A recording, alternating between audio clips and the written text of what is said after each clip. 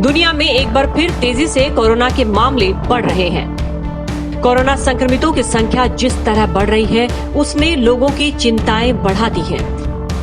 पहले ऐसा माना जा रहा था कि अगर एक बार किसी को कोरोना हो जाए तो वो दोबारा संक्रमित नहीं हो सकता।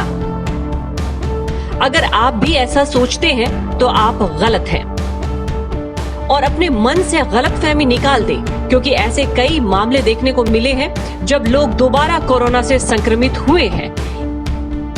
इतना ही नहीं, कोरोना से उबरने के बाद भी कई लोगों में लक्षण देखने को मिले हैं।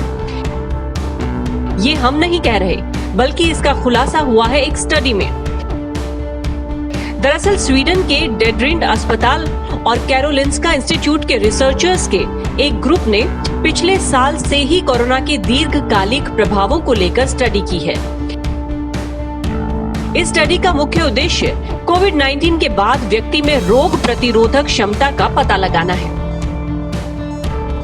इस स्टडी में जो खुलासे हुए हैं, उसके मुताबिक कोरोना संक्रमित होने के 8 महीने बाद भी लोगों पर इसका दीर्घकालिक प्रभाव पड़ रहा है, यानी इसके लक्षण देखने को मिल रहे हैं। स्टडी के मुताबिक कोरोना के हल्के रूप में संक्रमित होने के 8 महीने बाद हर 10 में से एक व्यक्ति कम से कम एक माध्यम से गंभीर लक्षण से प्रभावित हो रहा है और ये उनके काम, सामाजिक या निजी जिंदगी पर नकारात्मक प्रभाव डालने वाले माने जाते हैं। स्टडी में पाया गया है कि कोरोना से ठीक होने के 8 महीने बाद लोगों में जो सबसे लंबे दीर्घकालिक लक्षण दिख रहे हैं, उनमें स्वाद और सूंघने की क्षमता का चले जाना और थकान शामिल है।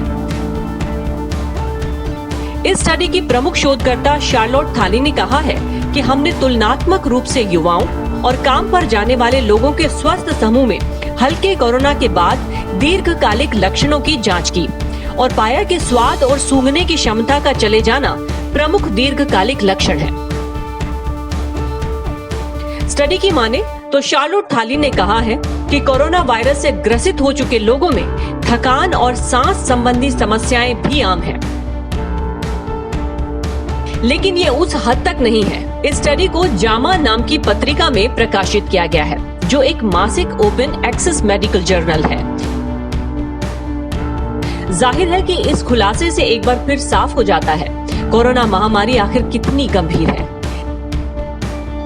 ऐसे में लोगों के पास सावधानी बरतने के अलावा कोई और उपाय नहीं है, क्योंकि एक बार संक्रमित होने के बाद भी आप दोबारा इसकी चपेट में आ सकते हैं।